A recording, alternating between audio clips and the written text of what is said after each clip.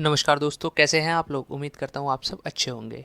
5 most important question series की एक और वीडियो आ चुकी है। इस वीडियो में मैं आपको बताऊंगा कि metal and non metal class 10th science का चैप्टर 3 है, जिसमें से हम आज 5 मोस्ट इम्पॉर्टेंट क्वेश्चन पढ़ेंगे मेटल एंड नॉन मेटल के। इसकी और भी क्वेश्चंस आते रहेंगे part wise, part 1, part 2, part 3। ठीक है। और भी अगर आपने पहले कोई वीडियो नहीं देखी है तो आप जाके और क्वेश्चंस को देखिए। हमने बहुत सारी वीडियो में बहुत सारे डिफरेंट डिफरेंट चैप्टर से डिफरेंट डिफरेंट क्वेश्चंस को कवर किया है क्लास 10th का। तो हमारा टारगेट ये है कि हम क्लास 10th 2024 में जो एग्ज़ाम होने वाला है साइंस का, उसमें 95 अबव स्कोर करने की कोशिश करेंगे। ठीक है। तो आप लोग अगर हमारे साथ अभी जुड़े हैं तो आप हमारी पुरानी वीडियो को देखिए। वहाँ पे जाके आप डिफरेंट डिफरेंट टाइप के क्वेश्चंस देख पाएंगे जो आने के चांसेस हैं, जो 2024 में आने की प्रोबेबिलिटी बहुत ज़्यादा है, जिससे आपके जो स्कोर है साइंस में वो बहुत अच्छा होने वाला है। ठीक है। तो बिना देरी के शुरू करते हैं आज का वीडियो। अगर आपने हमारे चैनल को अभी भी सब्सक्राइब नहीं किया तो कृपया करके पहले वहाँ पे चले जाना और थोड़ा सा सब्सक्राइब देख लेना। बाकी तो शुरू करते हैं थोड़ा सा आज का। ठीक है। तो फर्स्ट क्वेश्चन जो हमारा वो क्या है, हमसे बोला गया है, फर्स्ट क्वेश्चन में हमसे पूछा गया है कि जेड दे रखा है, CuSO4 दे रखा है। ठीक है। जेड दे रखा है, CuSO4 दे रखा है और ZnSO4 बनता है। हमको पता है ये स्टेटमेंट, ये रिएक्शन हमने कहीं ना कहीं देखी होगी। तो हमें क्वेश्चन में कुछ और पूछा गया है। क्वेश्चन में हमसे पूछा गया है क्या हम इस रिएक्शन को रिवर्स कर सकते हैं। पहले तो उसने पूछा है कि क्या ये रिवर्सिबल रिएक्शन है, इसको रिवर्स किया जा सकता है, पॉसिबल है। अगर नहीं है तो हमें स्टेटमेंट देना है। ठीक है। तो सबसे पहले तो हम बता देते हैं कि ये रिएक्शन क्या है। रिएक्शन में क्या है कि CuSO4 को जब हम Zn के साथ रिएक्ट करवाते हैं, बेसिकली क्या है, एक बीकर लेते हैं, बीकर के अंदर CuSO4 सॉल्यूशन डाल देते हैं। इस सॉल्यूशन के अंदर हम जब जिंक डालते हैं, जिंक, इसका कलर होता है ब्लू। जब हम ब्लू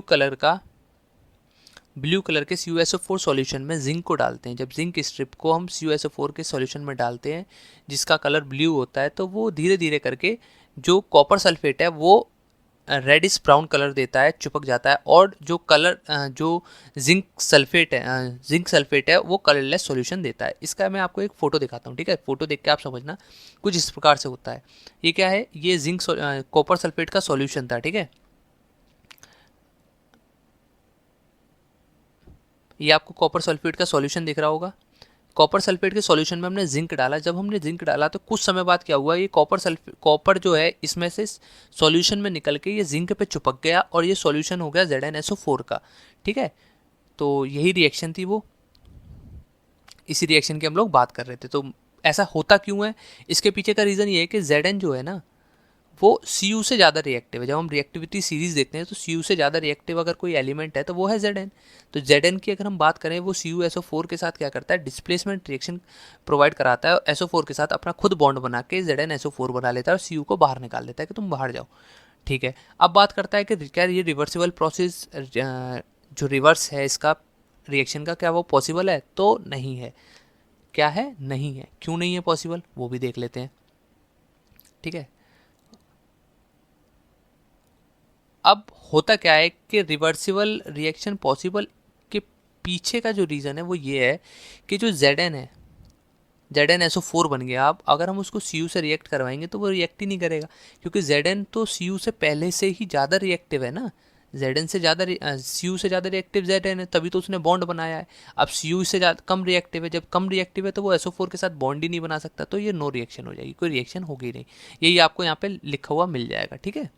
क्योंकि इसका मेन रीज़न ये है कि CuSO4 जो है वो लेस रिएक्टिव है जिंक के साथ, इसलिए वो डिस्प्लेसमेंट रिएक्शन परफॉर्म नहीं कर पाता तो बॉन्ड नहीं बना पाएगा, तो ये रिएक्शन ही नहीं होगी। आगे चलते हैं देन नेक्स्ट क्वेश्चन में। नेक्स्ट क्वेश्चन हमसे पूछा गया है, देखो सिंपल क्वेश्चन है। हो सकता है ये वाला क्वेश्चन मैंने पिछली किसी वीडियो में बताया हो। अगर आपने पहले की वीडियो देखी है और ये क्वेश्चन आपने पढ़ा है तो आप स्किप कर सकते हैं, नहीं तो आप एक बार और सुन लो। इसने पूछा है कि नेम द मेटल बताओ जो बेस्ट कंडक्टर ऑफ हीट और इलेक्ट्रिसिटी है। तो हमको पता है कि सिल्वर जो है वो बेस्ट कंडक्टर ऑफ हीट और इलेक्ट्रिसिटी है।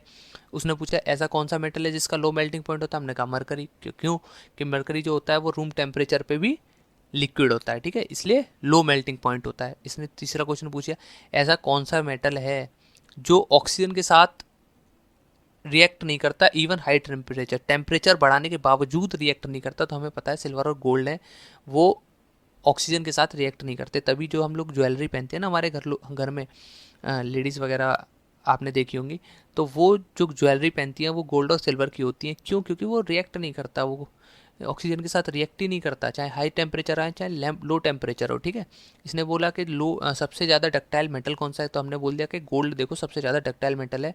कि आप 1 ग्राम गोल्ड लेना, 2 किलोमीटर लंबी लाइन, एक आप वायर खींच सकते हो 1 ग्राम गोल्ड से। ठीक है, 1 ग्राम गोल्ड से 2 किलोमीटर लंबी क्या खींच सकते हो, वायर खींच सकते हो। एक तरह से जब वायर होता है ना, वायर के अंदर स्ट्रिप्स होती है, इतनी बड़ी 2 किलोमीटर लंबी खींच सकते हो आप 1 ग्राम गोल्ड से। तो आप सोच लो कितना ज़्यादा डक्टाइल होगा। ठीक है, नेक्स्ट क्वेश्चन हमसे पूछा गया है, क्या पूछा है नेक्स्ट क्वेश्चन में देख लेते हैं। आओ तो भैया, इसने बोला एम्फोटिक ऑक्साइड क्या होती है और एम्फोटिक ऑक्साइड बतानी है इनमें से कौन सी है। तो हमें पता है एम्फोटिक ऑक्साइड वो ऑक्साइड्स होती हैं जो acidic as well as basic दोनों बिहेवियर को शो करती है, दोनों कैरेक्टर को शो करती है। ऐसे मेटल, ऐसी ऑक्साइड्स जो acidic as well as basic दोनों तरह का नेचर शो करे, उसको हम एम्फोटिक ऑक्साइड बोलते हैं।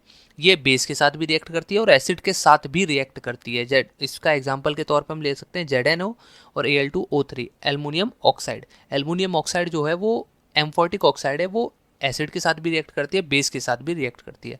और एक बात और बता दूं कि जो एल्युमिनियम है बहुत ज़्यादा रिएक्टिव एलिमेंट होता है, इसीलिए जो हम लोग खाना वाना बनाते हैं ना, खाने वाने में जो खाना देखा होगा आपने लंच में पैक करके, जब आप स्कूल जाते हो तो लंच में पैक करके खाना मिलता है, उसमें एल्युमिनियम फॉयल का यूज़ होता है। वो इसीलिए होता है, इसलिए एक क्वेश्चन है आगे आएगा, उसमें मैं आपको बताऊंगा कि क्यों ऐसा होता है कि हम लोग, एल्युमिनियम सबसे ज़्यादा रिएक्टिव है, मतलब बहुत ज़्यादा रिएक्टिव मेटल है, बट उसके बावजूद हम खाने के लिए उसको पैकिंग में यूज़ करते हैं। क्यों? तो वो हम नेक्स्ट जो आगे क्वेश्चन आएंगे उसमें डिस्कस करेंगे। ठीक है, आगे चलते हैं। नेक्स्ट क्वेश्चन हमसे बोला गया है क्या, देख लो। इसने बोला है कि complete the following equation with balancing, balance करना है, ज़्यादा कुछ नहीं करना।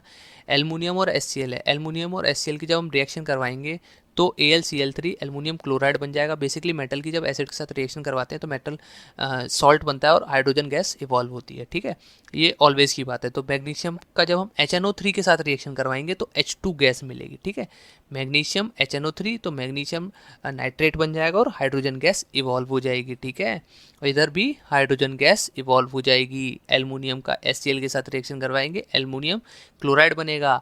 मैग्नीशियम का HNO3 nitric acid very dilute है, ठीक है, डाइल्यूट नाइट्रिक एसिड के साथ रिएक्शन करवाएंगे तो क्या बनेगा, मैग्नीशियम नाइट्रेट MgNO3 का होल ट्वाइस, और हाइड्रोजन गैस इवॉल्व हो जाएगी, बाहर निकल जाएगी। ठीक है, तो ये हमारी रिएक्शन थी किसकी, एसिड की रिएक्शन थी मेटल के साथ। देन हमारी आज की वीडियो का लास्ट क्वेश्चन है। लास्ट क्वेश्चन क्या है, लास्ट क्वेश्चन में हमसे पूछा गया है कि देखो ऐसा बताओ कि सोडियम और कैल्शियम और मैग्नीशियम 3 मेटल दे रखे हैं और हमको दे दिया कोल्ड वाटर एक तरफ दे दिया हॉट वाटर। अब ये बताओ कि ये कोल्ड वाटर के साथ रिएक्ट करता है, हॉट वाटर के साथ कौन रिएक्ट करता है, और कौन इनके साथ रिएक्ट ही नहीं करता और क्यों। ठीक है, तो हम बता देते हैं। देखो, सबसे पहली बात तो जो सोडियम है वो बहुत ज़्यादा रिएक्टिव होता है, बहुत ज़्यादा रिएक्टिव होता है, तो ये हॉट वाटर के साथ भी, सॉरी, कोल्ड वाटर के साथ भी रिएक्ट कर जाता है और NaOH सॉल्ट और हाइड्रोजन गैस इवॉल्व कर देता है, जो कि ऑब्वियस सी बात है। ठीक है, अगर हम कैल्शियम की बात करें तो कैल्शियम कोल्ड वाटर के साथ बहुत धीरे धीरे, मतलब एक तरह से लेस वायलेंटली रिएक्ट करता है, मतलब ऐसा नहीं है कि कर ही जाएगा, धीरे धीरे करेगा। ठीक है, और कैल्शियम हाइड्रोक्साइड बना लेगा और हाइड्रोजन गैस निकल जाएगी। पर मैग्नीशियम की बात करें तो वो कोल्ड वाटर के साथ तो रिएक्ट ही नहीं करता, वो हॉट वाटर के साथ रिएक्ट करता है। ठीक है, क्या कोल्ड वाटर के साथ रिएक्ट नहीं करता, हॉट वाटर के साथ रिएक्ट करता है। हॉट वाटर के साथ रिएक्ट करने के बाद मैग्नीशियम हाइड्रोक्साइड और हाइड्रोजन गैस इवॉल्व हो जाती है। ठीक है, तो ये था हमारा लास्ट क्वेश्चन आज का। ठीक है, और इसका सेकंड पार्ट भी आएगा जिसमें हम इसके आगे के नेक्स्ट 5 क्वेश्चंस को डिस्कस करेंगे। तो अगर आप अभी तक चैनल को सब्सक्राइब नहीं किया तो चैनल को सब्सक्राइब कर दीजिए, वीडियो को लाइक